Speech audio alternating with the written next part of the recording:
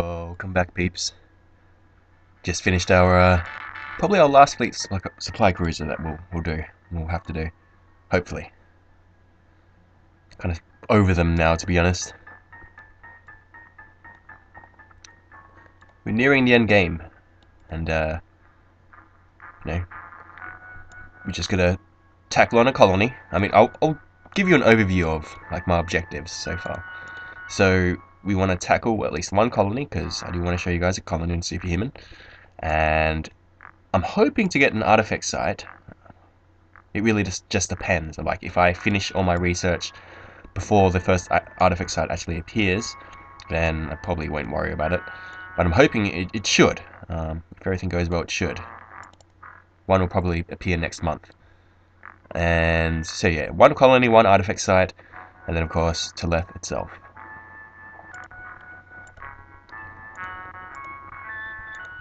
Now, someone on the forums, NKF, he did actually mention that because Teleth, well, it isn't exactly the most challenging thing in the world, to be completely fair. I'll just leave that for now. He suggested that I do a kind of fun run for the last mission, and instead of going in with like guns ablazing and like, you know, the best of the best equipment, which I'll have, then he suggested I go in like pretty much naked and using like crappy guns. That actually does sound like a pretty good idea. So what I might do is just like do an alternate run where I do like a one run where I have like everything, all my equipment, and then another run where I just go in and see how far I can get with like crappy equipment and no armor. I think that would be pretty fun to watch. So yeah, thanks for the idea. That's good. I'll take that into consideration. So yeah, my research is finishing, which is great. This will give us our manta.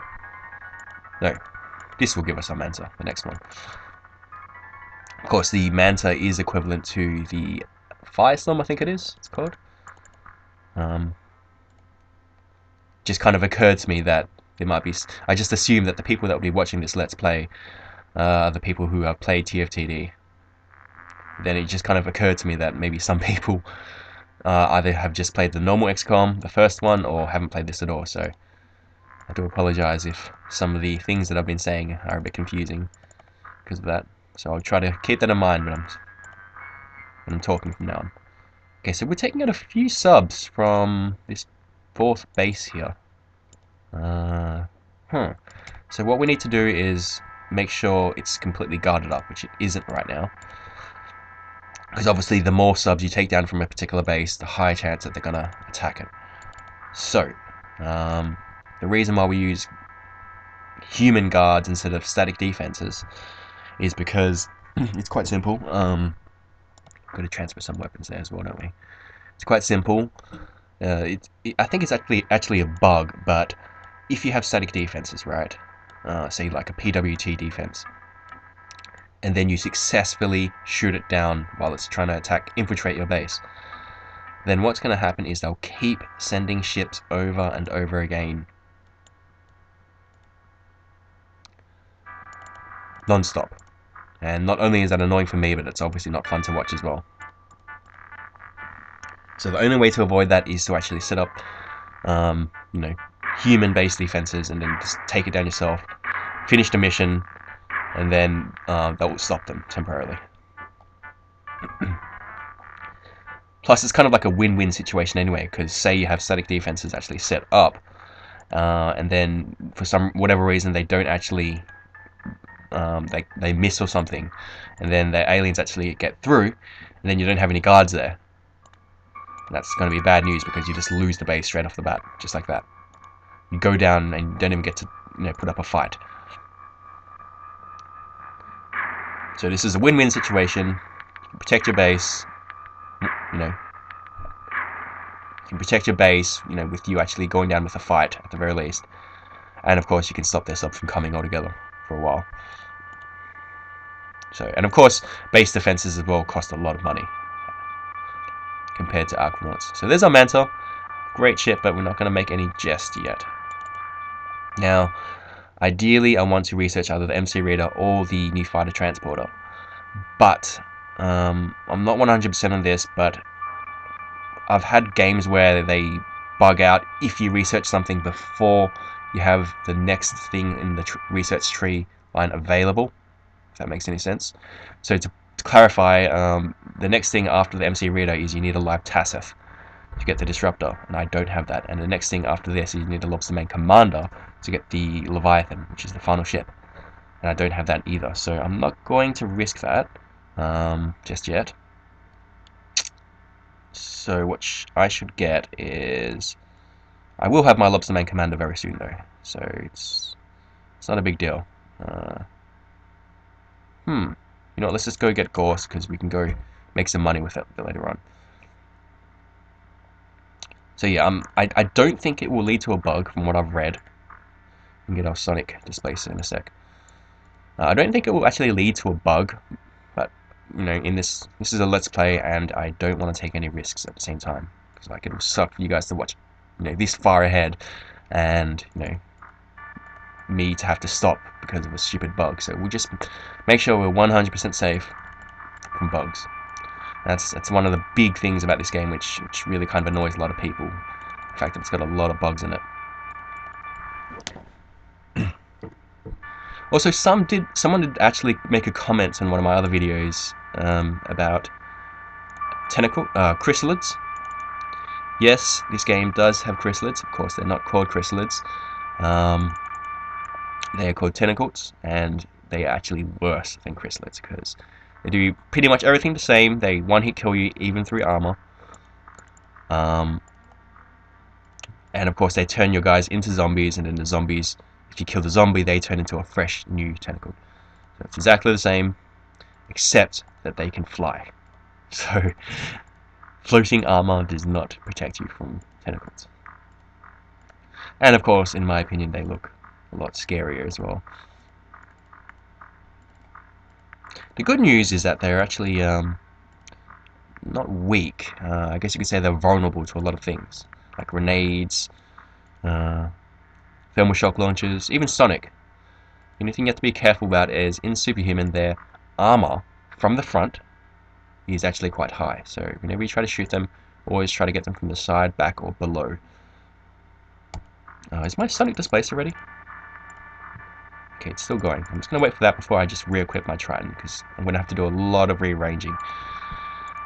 Because, as we know, when the tank takes up 4 spots in the Triton, so that means we have to get rid of 2 more. We'll keep Samuel Jackson, because he's on a streak. He's on a killing streak. He's going really well. And of course, we'll equip our magnetic iron armor, the ultimate armor, which allows us to fly.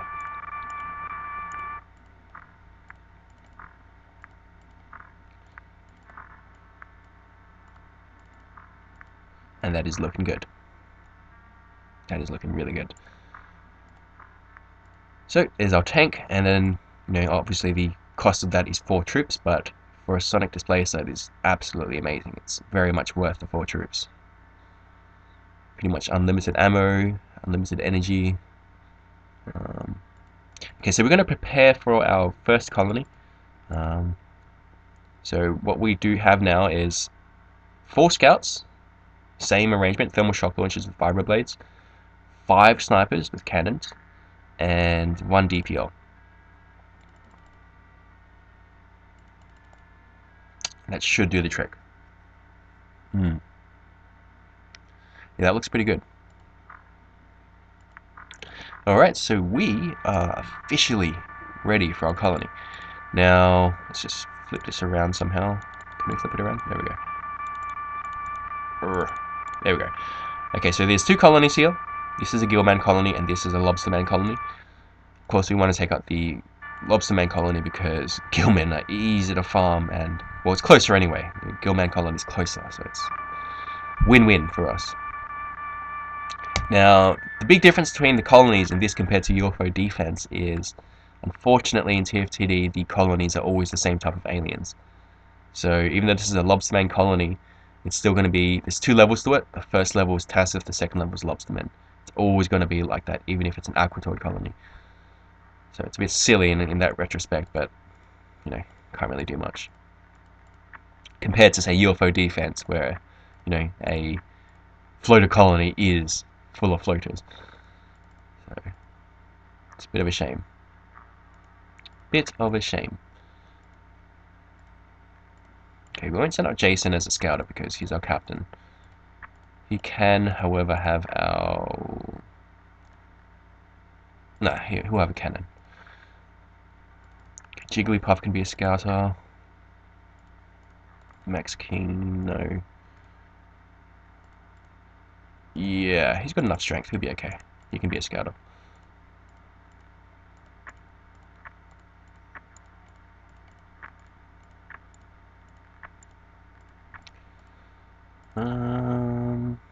Hmm.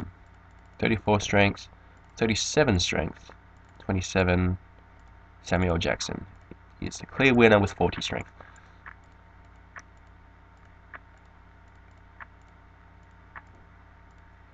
I went on this like super like classic movie marathon the other day. So cool. I watched like all these awesome old movies like Pulp Fiction and Kill Bill and Jackie Brown and pretty much all those Quentin Tarantino films, which is super sick.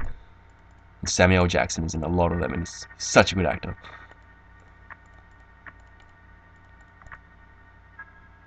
Okay, so we will need this taser next mission, so we'll just give it to one of our guys who's more than likely to survive this. Let's give it to him for now, and we'll switch it over a bit later. Alright. First colony. You ready? I'm scared. Mummy! Mummy, help me! I'm just trying to find out where we are. Okay, we're in this corner here, which is great. One of the best spawns you can get. Sometimes you just gotta be careful, because there's sometimes guys hiding around this little thing.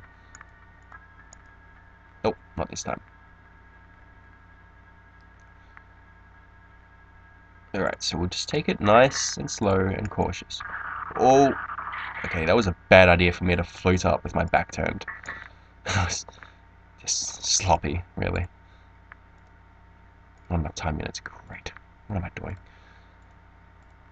Very, very lucky there. I could have just lost one of my good guys. Just like that. That would have been terrible. Excuse me.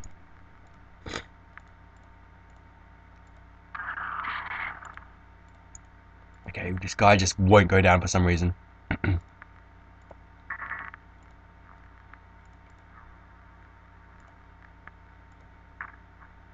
Oh, come on. Okay, I don't want to fire a DPL at him because I want to use it for something else. Okay, you know what? Let's do something else. Let's just fire our first DPL shot right in here, because this room always has at least 3 aliens in there. Probably 4 or 5 and Superhuman. There we go. 1, 2, 3, 4. And there's probably 1 or 2 that actually survived as well. I wouldn't be surprised. Right, so let's take out this other guy by Sonic Pulsar. Don't know if that's actually going to kill him though, because Tassif are really sturdy, especially in Superhuman. Yeah, that's not even a direct hit as well, so that's, I don't think he's actually going to die from that. 2, however, may do the trick. 13 time units. Bugger.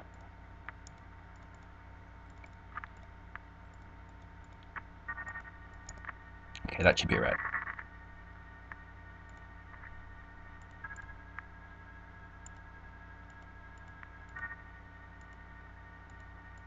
Oh, come on. Oh, now I don't even have enough time units. This is stupid. Times like this, I'm kind of glad they're getting rid of time units in the next XCOM. Oh, okay, got him anyway. Good. Lucked out. Very, very lucky. Sometimes one Sonic Pulse just doesn't do the trick. Alright, so this is where the fun begins. DPL right into the main room.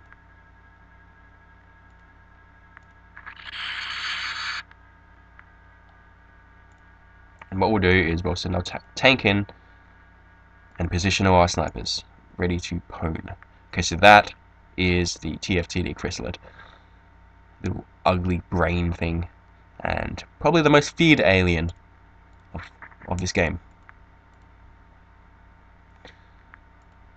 And you know, on Superhuman, well, it is very feared. Very, very feared indeed.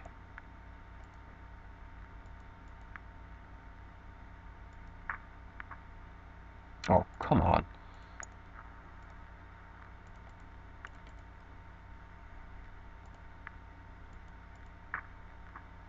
Jesus Christ, hit it already.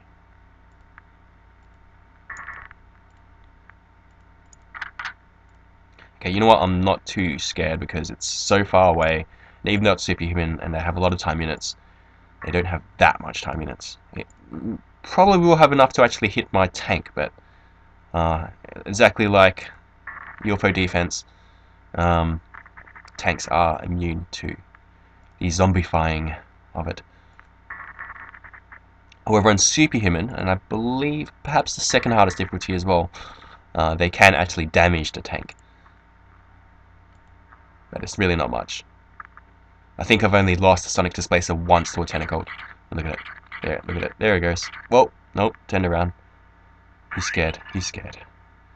He doesn't like what he sees. Alright, so we'll just briefly move our tank across.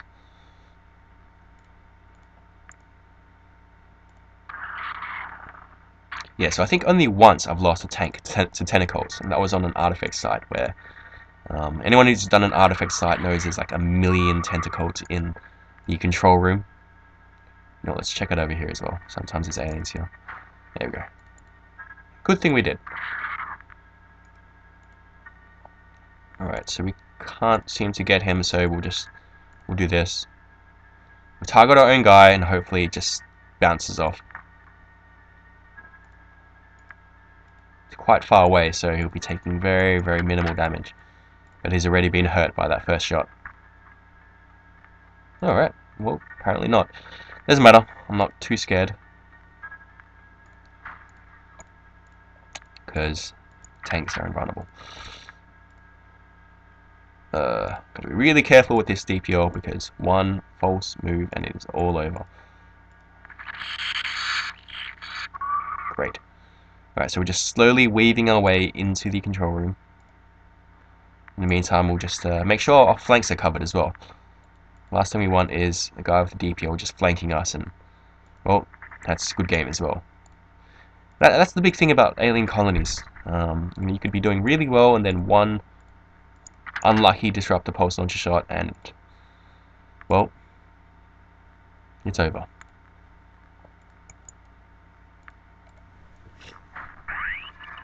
Okay, so this is why... Whoa, where you going, buddy? Holy crap. Oh, nice reactions.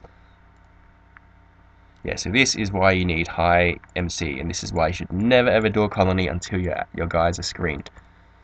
The only time I would perhaps make it acceptable is if you're just running in to grab like a Tassif or a Disruptor Pulse Launcher for research and then run out straight away. And get it over and done within like, 2-3 turns max.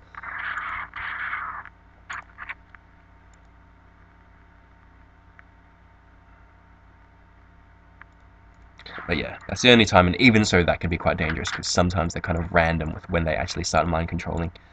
Sometimes they do it, straight off the bat on the first turn. Sometimes they'll wait to, the third, fourth turn. Right, so what we're going to do is we're going to shoot it in, up, and then around. So we've got a little thing here that we can see through as well. This control room is double level, so we want to see both levels.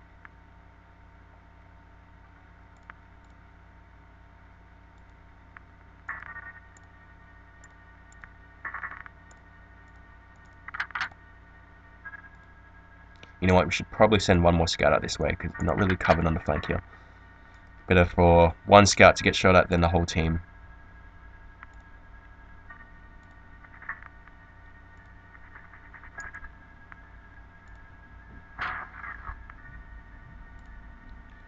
Right, so far so good. We're going pretty good. Whoa. 5 time units. I think I'll have enough. There we go. That was lucky. Very, very lucky.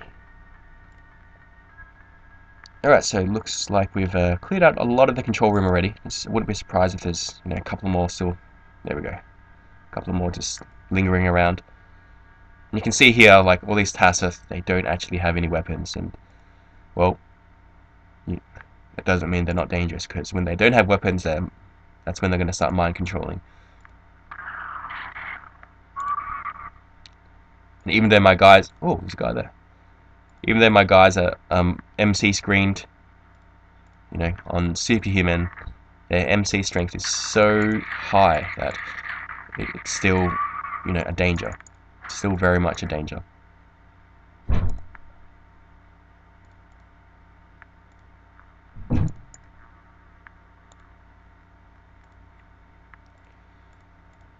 Now, I don't want to use too much of my thermal shock ammo, because I'm going to need them for the next mission, where it's all lobstermen. Desperately need them for the next mission.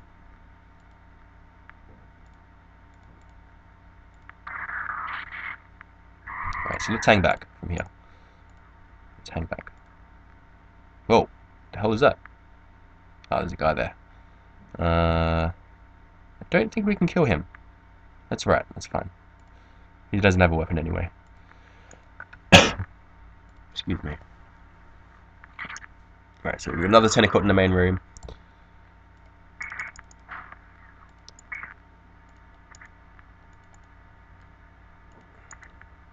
That's one annoying thing about the vibroblade. Okay, why can't I? The vibroblade that I don't like, it's sometimes it just bugs out like that when you're on different elevations. Now, that's a problem, because I don't think he'll shoot at the guy next to me with a Disruptor pulse launcher, but I'm scared he's going to shoot at my team.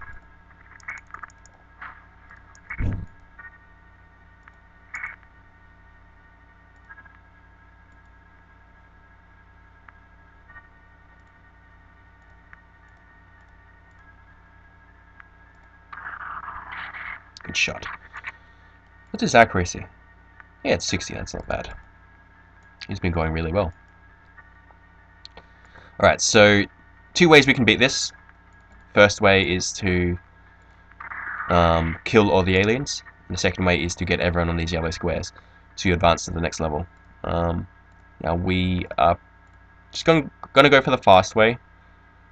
Simply because, you know, I don't want to waste all my ammunition. I'm going to need to conserve it. So probably next turn I'll start heading in there.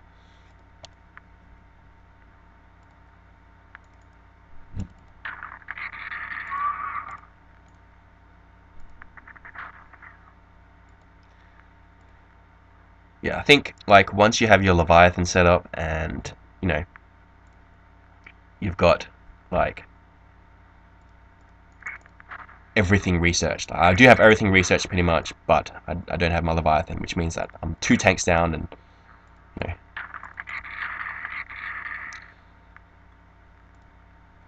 and, you know, every tank makes a huge difference.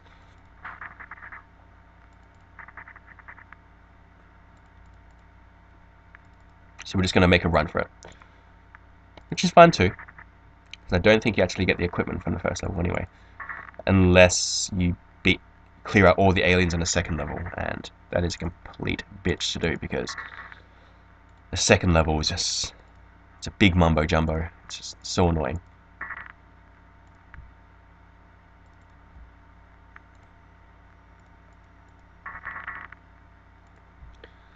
Plus, it doesn't help that it's filled with lobstermen and tentacles.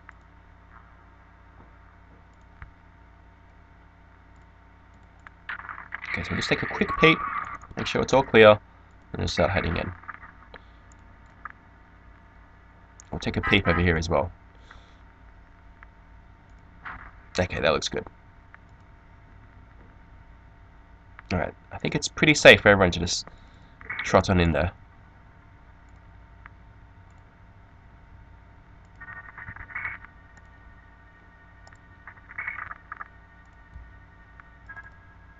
So yeah, this has been really, really good. Really, really good. No casualties, no wounded.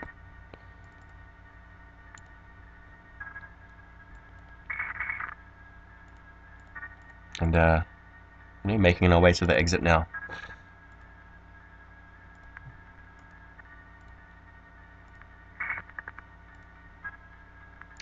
Just gonna make sure everyone's on those yellow tiles.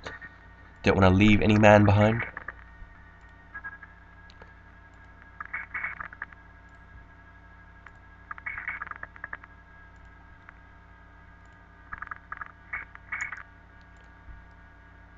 Yeah, so even though UFO defense does have the proper type of alien, they match the aliens to the colony, compared to this game where they don't. Good news is that the alien colonies are much more challenging because it's 2 levels.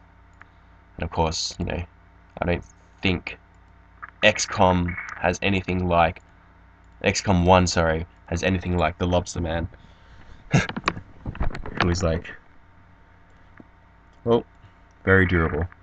Right, so I think that's everyone. Right, we've got one more here. I mean, I got the cyber disc, but old, like,